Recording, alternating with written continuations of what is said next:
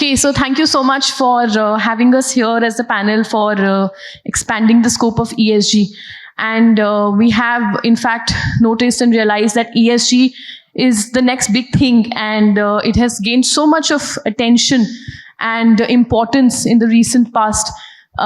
In fact, India Business Law Journal, like forums, are also recognizing ESG in terms of, giving awards to lawyers and law firm. And with pride, I'd like to share that, in fact, my firm also received the award for ESG. After so many years of, being recognized in environment, this was the first time that ESG was a sector in which anybody was recognized. So with that, understanding exactly as to, is ESG all about environment? So we'll start with Mr. Mohapatra. So want to understand what exactly is ESG, and is it all about environment? And what about the aspects of, the other aspects of social and governance? How do we really take that? Thanks, Petal. In fact, I think, in my view, within ESG, G has been one of the missing link, and primarily because G has always been part of the legal compliance aspect rather than within the ESG reporting framework. And therefore, that's one aspect within the ES or R in India. If you look at the BRSR reporting, or abroad, you look at any SEC filings and other stuff, that's one thing which lacks certain weight. And people talk about environment and social aspects and keep on funding on that.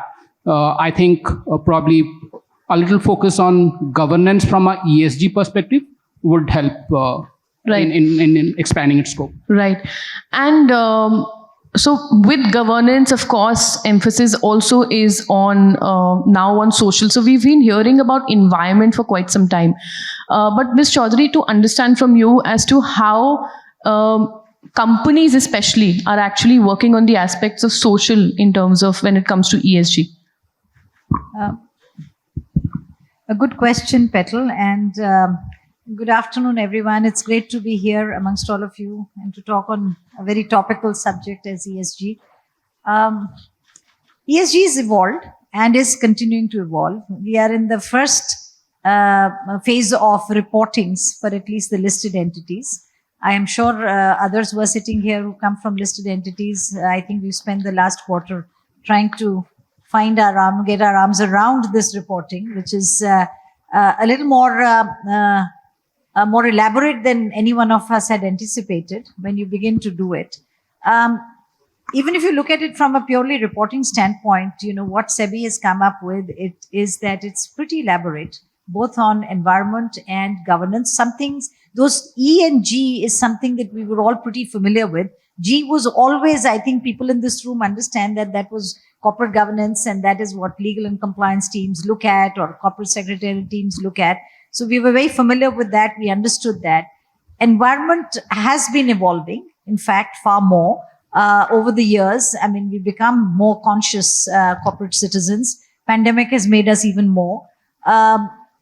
It was the S, I think, which people have been doing. Companies have been doing it as a regular part of their everyday working. But was there a specific focus on it? Perhaps not as much, but not more than what it would entail in the normal course of business. With the ESG coming, the S is becoming equally important. And organizations are looking into human resources, are understanding workmen, their welfare, community development. CSR was an area which I think listed entities have been doing for some time. A company like mine, I can say that we have been doing it with great sense of passion for last many, many years. And we continue to do that. And during the pandemic, we extended it to providing services on the pandemic side as opposed to just pure CSR. But I think S is becoming, and companies have to wake up to this. Not only because ESG demands it, but I think sometimes statutory regulations make it necessary for you to start paying focus on things.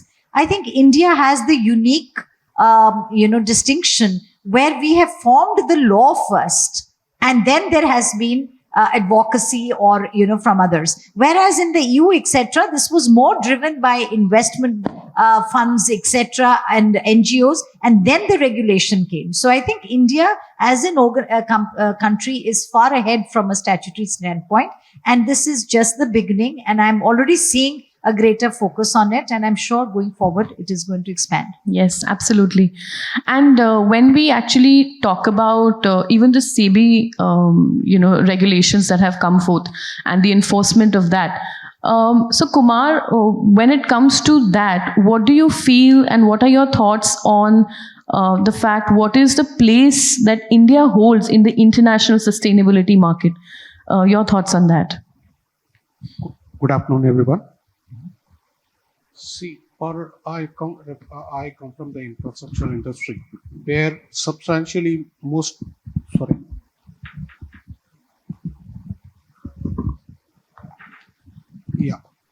average life cycle of a contract comes to around in excess of about 20-25 years, where it's not only an infrastructure has to be built on land. So it has got a larger impact on the society. And it also involves today in a scenario where ESG has no boundaries, and India, especially infrastructure industry, will be compelled to follow the world standards today, especially considering the infrastructure industry has to get finance from funds abroad, especially considering whether it could be the World Bank, IFC, or any other pension fund, where part of the condition to get the funding, you are forced to follow the conditions which have been imposed by them. So that way, if the infrastructure industry has no other option except to innovate, and the only areas where they could innovate is one on the technology and other one is on the financing side, where they can improve the profitability. In that way, the ESG aspect is helping them to get better financing, and in a way it is to get at a cheaper rate, so they remain more competitive as compared to their competitors. So that way, ESG is by itself is a profit center nowadays. So with this. Right, absolutely. And taking from that about investments. So Mr. Chandran, if you can share as to how your company plays a role when it comes to investments or enabling companies to actually comply with the ESG compliances. So we are in the distressed asset space, and as that happens, we tend to invest mostly in industrials, which is cement, steel, metals, pharmaceuticals. So given that we're in the industrial space and we invest in distressed assets, we enter into companies where some of these things are not up to scratch. They're sort of they've deteriorated over time as these companies have sort of underperformed. And one of the things that for us, most of our capital is international capital. So we've got pension funds, we've got IFC, as Kumar was mentioning. So, and all these investors now have their own standards. And as part of these standards, you're expected as a manager, as a fund manager, to comply with them. ESG and investing and alternatives and money coming into alternatives in India is going to be driven by ESG without a doubt for the next foreseeable future. I mean, the next 20 years, 30 years, there's no way that this is not going to be the biggest thing that people look at. So they will look at your investing strategy, but if you don't have an ESG strategy, they will not come into your funds. So we have actually had from the very beginning. So the fund is only 6 years old. We're actually at the end of our first fund, and from the very beginning, we've had a very strong, robust implementation and a monitoring strategy for our portfolio companies. So we come up with what's called an ESAP. It's called an Environmental Social Action Plan, and governance is also part of that. But we go and sort of implement that plan on an annual basis. Sort of we have quarterly tracking, annual tracking to see where these companies are, and that is just not from our perspective just because we want to do it or because we're trying to show to the world that we have an ESG strategy. That's what investors today expect, and they make you write that in their fund documents. So subscription agreements from a CPPIB or an IFC will have ESG at the core of that document, right? So this is now becoming not just a good to have, it is a must have for you to have an ESG governance framework in your funds. I mean, we're very happy to say that, we thought that we would not be this far, but we are seeing portfolio companies understand this, that, if they want to have further capital, if they want to see growth, that's very important. So our portfolio companies have done incredibly well on the ESG scale. And we are actually, as we speak, in the middle of putting out our first ESG report, which will sort of, how do we benchmark and measure? Because people are not just saying, show us a report that shows compliance. They actually want to see the next level, which is how are you tracking it and how is it improving year on year? So this is going to be, like I said, the big global agenda for the next few years. Managers will have to comply with this. There are now principles called the UN Principles for Responsible Investing. And I would say that I think it's still a little sort of incipient in India, still nascent in India, but globally, most large asset managers are now becoming signatories to the UN PRI. So all of us will, so at least for fund managers, like listed companies today have this criteria that's coming in, it's going prescriptive. Fund managers today are little, less, are not on the hook as much as listed companies perhaps, but that is going to change, I think, in the next. Right. And Amit, when we, of course, understand about funds and how the managers have to take responsibility, I also understand that as in companies, it is actually the general counsels whose role becomes extremely important. I think most important when it comes to, when it comes to governance and compliance and scrutiny, etc. So I would like to understand from you, and it'll be very good if you can share your industry perspective first. And second, as to how is it that as an industry, this aspect of ESG is being taken care of?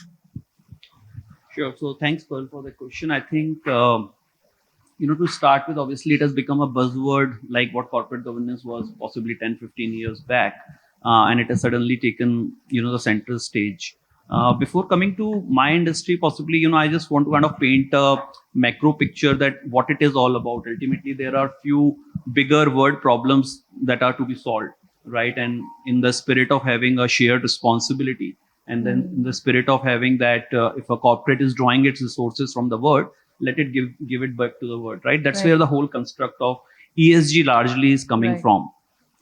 As of now, if you look at in the Indian corporate for last few years, it is largely being focused on the reporting, right? And therefore, a lot of focus as a general counsel is being on the reporting, because so far, I think, the companies which were doing their businesses, what I call it as doing business responsibly, were always doing these kind of practices. The data was not there at one place. And I think that probably, again, all of us sitting on the dais and others will agree that that continues to be a challenge even today to collate all of that and bring all of that at one place. The other challenge is whether you are looking it from the entire life cycle of the business point of view, because that's really the expectation is that when you are, whether you are coming out with new innovations, or you are starting a new M&A, or you are kind of getting into a new line of the business, you look at your impact of operations end to end, and then map the ESG impact of that, and then take corrective actions, right? So that's where the challenges of today is. I think a lot of time today as a general counsels, we are spending on building these system processes in place, making the operational teams understand the impact of their operations, impact of their decision making, and really building this into the decision making fabric of the company. Because once you build ESG as one of the important element of decision making fabric, then the ball starts rolling automatically, right? Otherwise, it just becomes one standalone function. It will really not achieve its objective that it is really set out for. So I think that's what as a general counsels we are trying to do, to build these systems and processes in place. Fundamentally, I still think there are two disconnects which personally I have on the way we are driving ESG. One is, it is one paint for all. So BRSR is one report which is applicable for everyone. It is not taking care the materiality and the relevance aspect of the business. And the point I'm trying to make here is that impact FMCG company is making on all the elements of ESG and the challenges that they will have on ESG, and the impact that an automobile company will have, and the impact a steel company will be very different, right? Today, that materiality aspect is not there. And therefore, what is required to do this properly is to really each company to call out that this is the impact I'm creating on E, S, and G. This is what most material is, and these are the steps I'm going to take to then report back to the stakeholders what exactly I've done. That will make it more relevant. That will really make it more material, as I was trying to explain, right? Right. I think the other problem, as I said, as of now, all of us are just kind of collating the data and reporting it. I don't think that's the spirit of ESG. The spirit of ESG is really doing it and creating the impact. And therefore, a lot of focus has to come on the impact creation than reporting. Reporting is just a consequence. Right. And therefore, what is required is also a uniform reporting mechanism here, a reporting code here. There are different reportings that we report on CSR, we report on BRSR. There are different things in which you report. It is not giving, by the way, a comparative today. Right. So as when you compare the financial performance of the company, you can say this company is doing bad, this company is doing not so good. In ESG, that's not the case. It's English written in a lot of florid language. Sorry to say that, but you can't never say that this company is really doing in the effect. It's a like-to-like comparison. So that is not there. So that is another issue that needs to be solved in the ESG framework. We need a uniform, transparent, comparable system which can say that which company is doing well. Like just to give an example, I think Manjaree was talking about even for diversity, right? Each company has a very different protocol. Somebody will say, I'm only taking managers. Somebody will say, I'm excluding workers. Somebody will say, I'm not including this particular class. Now it's not comparable. Right. So I think that's the challenge that is there in ESG. We are on the journey. I'm sure we will get there. Absolutely. So I think very well dissected, Amit, and understanding from industry, what role does industry actually play in complying or implementing the role of ESG. So, Ms. Chowdhary, to understand what is the role that auto industry in particular has been playing, and what is the scope of ESG, particularly in the auto industry? I think when we talk of ESG, energy and industry become the two important areas where we want to see the major impact.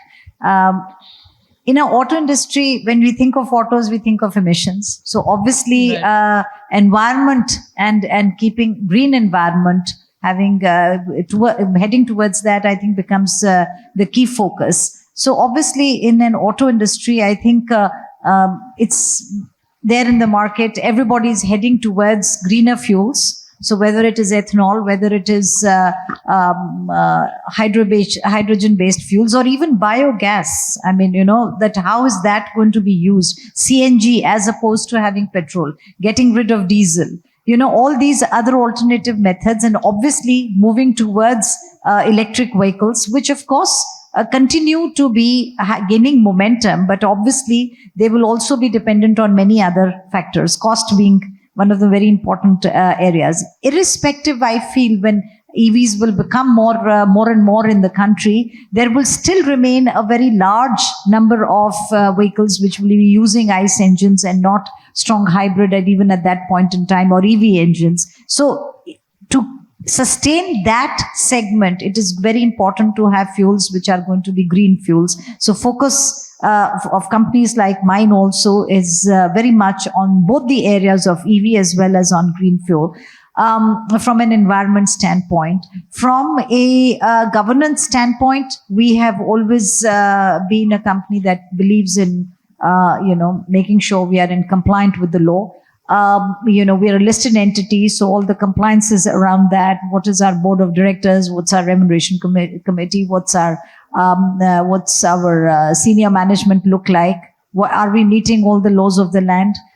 We do need to report them pretty regularly on a quarterly basis. That's another aspect which is gaining more and more focus. I think I'm very proud of this fact that Maruti's always been very sort of strong on that, and our Japanese parent stresses on no other thing more than it stresses on compliance. So I think that it becomes a very, very important part. It is not only something that you have to meet the law of the land, it's also something very personal for the Japanese, because they take it as a personal affront if there is a issue on compliance where there are public apologies to be tendered in their country and this thing, besides the fact that it can lead to loss of revenue as well as loss of face and loss of time. So a lot of focus from our side on all those aspects. And finally, on the social aspect of it, I think it's quite clear that Maruti has been through its challenges in its journey on the worker side, on the union side. But I think it's a company that's learned fast. Today, our workmen are perhaps the best placed, perhaps, in the industry. So, the kind of welfare activities, the kind of their development, their growth, keeping them beside you in decision making, in the way the company's growth is going to be looked at. I think our chairman's very, very particular, always talks of how does the management and the worker partake in the growth of an organization. I think that is the ideal that we have to move to, that everybody's contribution is going to grow the company, and therefore whatever is the growth or whatever are the, benefits will also come down to everyone in the same manner. So I think as an organization, we are doing a huge amount, and this is not something that you can say you've done your best, but it's something that is always a work in progress. You can always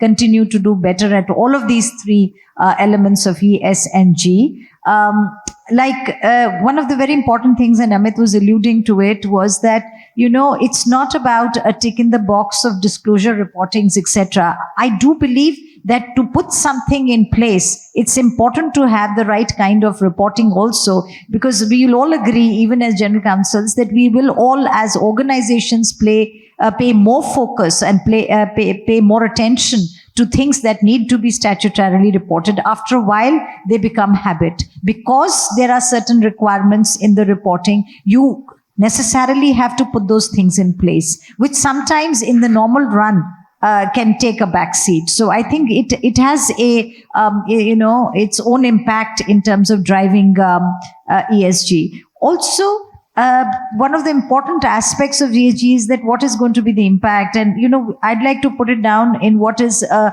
triple bottom line theory, if you can call it, that, your profit on your environment side, your profit on your societal side, and your profit on your governance side needs to be greater than your profit after tax. So if you look at it from that perspective, and you look at it in this simple equation and see that there's nothing in the company in the company functions and the company, business that can impact this equation. If it impacts, then obviously we're not doing something correct towards ESG. And whereas if all of these profits are higher than the profit from that perspective, from your financial perspective, then obviously we are doing the things correct. And not to take away from the fact that all of ESG will anyways, that's a decided fact that will have a positive impact on your bottom line. That anyways goes to, there's no denying that fact. So I think it's about assessment. It is about the impact. It is also about the statutory requirement. And we as an organization are working towards it. I think it's early days. We are all becoming more and more conscious of it. And I do believe in the coming years, the organizations, whether it is mine or yours or anybody else's, is going to become that much more focused on a topic which is of growing global importance. Absolutely. So, of course, we understood that a lot of governance, a lot of compliance, etc., is something which has been introduced by the regulatory body. So, Mr. Mohapatra, to understand from you that is this really some sort of a pressure on the industries, on the companies as such, when it comes to complying with the policies or the expanding policies or the new policies that we are actually looking at? Do you think that this can in any way be a hindrance in the business operations of the companies? Of course, understanding from what Amit shared that it's more about implementing, it's more about actually changing the DNA of a company. But do you think this is an additional burden in some way? Yeah, in fact, what Amit and Manjaree talked about from an Indian perspective, let me add a little more from a global perspective.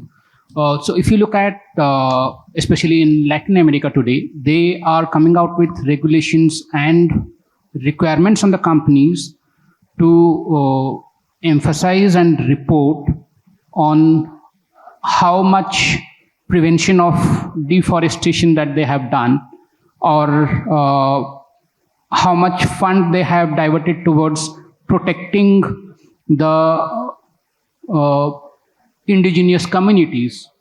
So something like that is obviously adding pressure to the companies, not only from us investment perspective, but also to emphasize and to work towards demonstrating that they are doing something towards those effects. And in fact, the governments bringing in such regulations, or the regulators bringing in such regulations, definitely adds to that added pressure. But how to solve that? So, in fact, as Manjaree had touched upon a little while ago, is that if you do that voluntarily, if you have ingrained that in your company's system, if you have proper governance mechanism to focus on the E and S aspect, your board is responsible for that, then probably you are able to demonstrate and comply with those regulations.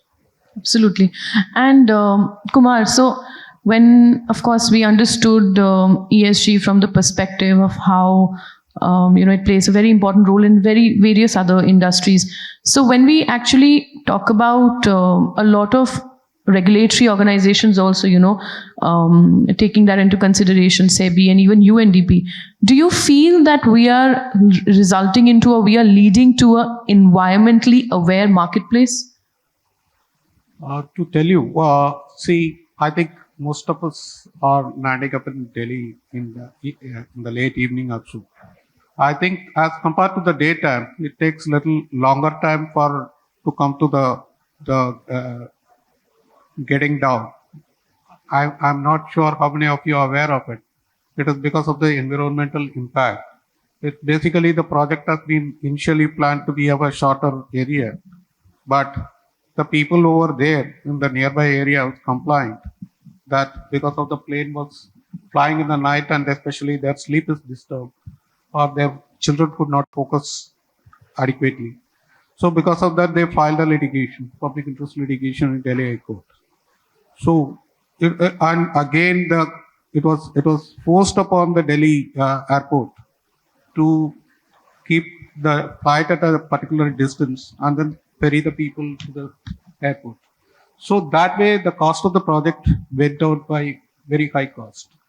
So like this, there is the impact of not complying with the ESG in the long run, which will make the essence felt and it will increase the overall project cost, and also it will also feel bad in a sense it's the profitability getting affected, and also the people who are responsible for the project will also come under tremendous pressure. Right. So considering that, I think it is important that we need to focus on projects which are ESG compliant. Not only compliant, when I say compliant, it is not ticking the boxes. It is more important that you are aware of it and aware the long-term impact, especially when it is an infrastructure project. You need to know. If, for example, when you are in Gujarat, when they are planning up for a road project, what they have done, they have placed the culvert on the side without taking the floods into consideration. Because of that, the entire area has been flooded, and then they have to redo the project, and it has impacted the profitability by several notches. So these kind of things, there you have to consider the peak as a normal and then plan for it. So that is how the good organization works in today's standard, and this is how I think the global standards are forced upon Indian companies, especially in the infrastructure sector, that you have no other alternative except to comply with it. Right, absolutely. Mrinal, you spoke about ESG reports, and even as a firm, we had co-authored a report first time for a university, in fact. And we understood that there are various parameters that we have to look into, social aspects, etc. Tell me 3 important key points that you would actually want to share in conceptualizing the report? Of course, you did share that it's more about how to keep mapping the ESG, ESG effect. But tell me 3 major important rules that you actually have, implemented in conceptualizing this report.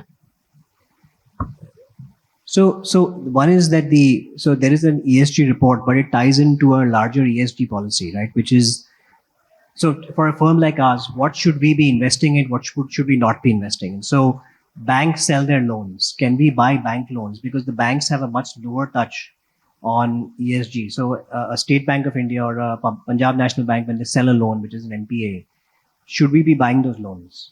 And if we are buying those loans, what do we need to do? Because we don't have direct access to the company. We're just secondary buyers of loans, right? Sometimes you go and buy stock in the market, in a secondary market. Now, when we buy those loans, when we buy that stock, we don't have privity with the company. How do we deal with that, right? And there are many situations where we are creditors of companies. So India RF participates in credit. It can do a buyout. It can do we can participate anywhere in the capital stack. So depending on that, what is the nature of your intervention, depending on what your capital, the nature of your capital in the company, right?